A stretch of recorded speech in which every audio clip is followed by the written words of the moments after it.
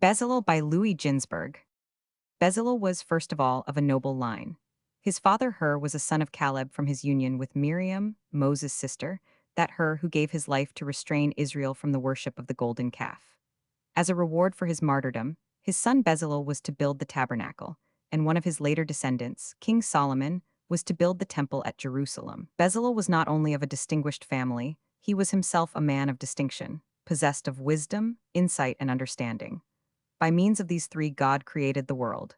Bezalel erected the tabernacle. Through their aid was the temple complete, and even in the future world will it be wisdom, insight, and understanding, these three that God will employ to set up the new temple. Bezalel furthermore had wisdom in the Torah, insight into the Halakha, and understanding in the Talmud, 325 but more than this, he was well versed in secret lore, knowing as he did the combination of letters by means of which God created heaven and earth. The name Bezalel, in the shadow of God, was most appropriate for this man whose wisdom made clear to him what none could know save one who dwelt in the shadow of God. Moses had an instant opportunity of testing the wisdom of this builder appointed by God. God had bidden Moses first to erect the tabernacle, then the holy ark, and lastly to prepare the furnishings of the tabernacle. But Moses, to put Bezalel's wisdom to the test, ordered him to construct first the holy ark, then the furnishings of the tabernacle, and only then the sanctuary. Hereupon wise Bezalel said to Moses, O our teacher Moses, it is the way of man first to build his house, and only then to provide its furnishings. Thou biddest me first provide furnishings, and then build a sanctuary. What shall I do with the furnishings when there is no sanctuary ready to receive them? Moses, delighted with Bezalel's wisdom, replied, Now truly the command was given just as thou sayest. Wert thou perchance in the shadow of God, that thou knewest it? Although God knew that Bezalel was the right man for the erection of the tabernacle, still he asked Moses, Dost thou consider Bezalel suited to this task?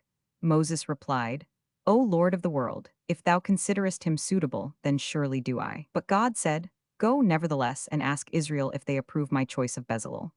Moses did as he was bidden, and the people assented in these words. If Bezalel is judged good enough by God and by thee, assuredly he is approved by us.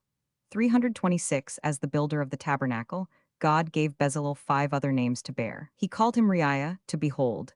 For Bezalel was beheld by God, by Moses, and by Israel, as the one who had been decreed for his activity since the beginning of the world.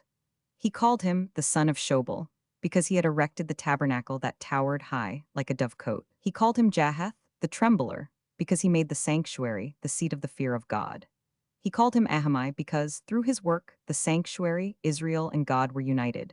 And finally Lahad, as the one who brought splendor and loftiness at Israel, for the sanctuary is the pride and splendor of Israel.